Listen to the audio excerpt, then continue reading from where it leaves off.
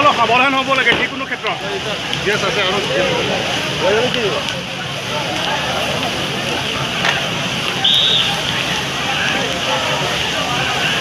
Market লাগে কৰি আছে সেইকাৰণে কিবা কৰি আছে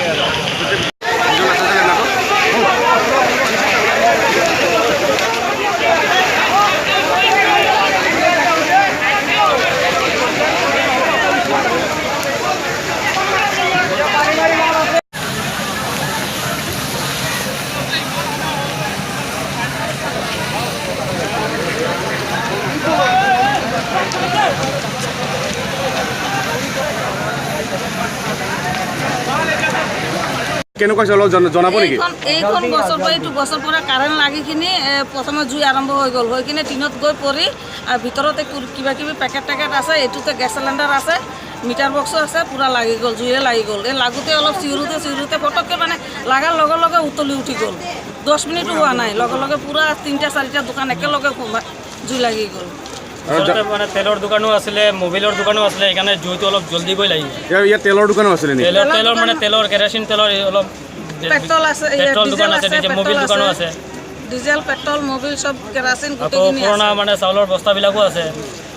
আৰু এটা কথা মানে কি আমি এটা জানিব পাৰিছোঁ যে বাৰে বাৰে 1 ঘণ্টাৰ ওপৰত লাগি গ'ল, 1 ঘণ্টা লাগি গ'ল, 1 ঘণ্টাৰ ওপৰত লাগি গ'ল, 1 ঘণ্টা লাগি গ'ল। পুলিচে আহিছে 1 ঘণ্টা পিছত আৰু ফোন কৰিছোঁ ষ্টাৰ্টিং মই 1 ঘণ্টা পিছত আহিছে। থানাত ফোন কৰিলোঁ, ফায়াৰ ব্ৰিগেডৰ 10 নম্বৰকো ফোন কৰিলোঁ, ফোন নোহোমাই 10 নম্বৰ ফোন নাহে। পূৰা আমাৰ মানুহজনে চালত উঠি এতিয়া চিৰিয়াছ হৈ গ'ল।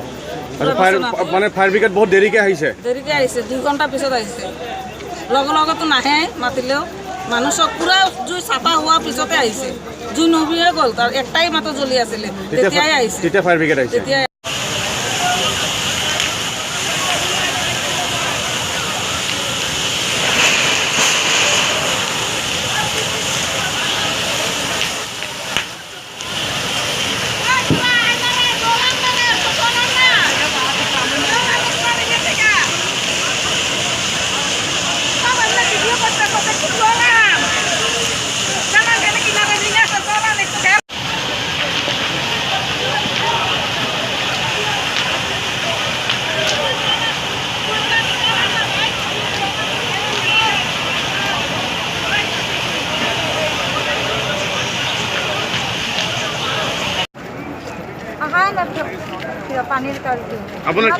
আপোনাৰ দোকান আছিলে? আমাৰ চাহ দোকান আছিলে। আপোনাৰ দোকানখন সম্পূৰ্ণ জ্বলি গ'ল?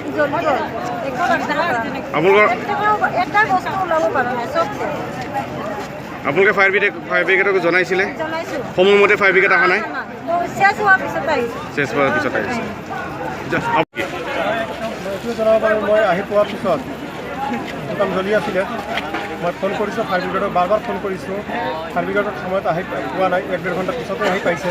দোকান জ্বলাৰ পিছত এইবিলাক একো বচাব পৰা নাই, যেতিয়ালৈকে আমি তাৰ পিছতেহে আহি পাইছে ফায়াৰ ব্ৰিগেড। আপুনি ভাবে নেকি যদি সোনকালে আহিলে হয় ফায়াৰ ব্ৰিগেডে তেনেহ'লে কিছু হ'লেও আপোনালোকৰ ক্ষয় ক্ষতিৰ পৰা অলপ বাচিলে হয়? টাইমত যদি আহিলে বহুত কিবা বাচিলে হয় আমাৰ দোকানত। তেওঁলোকক দেৰি কৰাৰ কাৰণে আমাৰ বহুত বেছি জ্বলি গ'ল মানে চেছে হৈ গ'ল ক'ব গ'লে।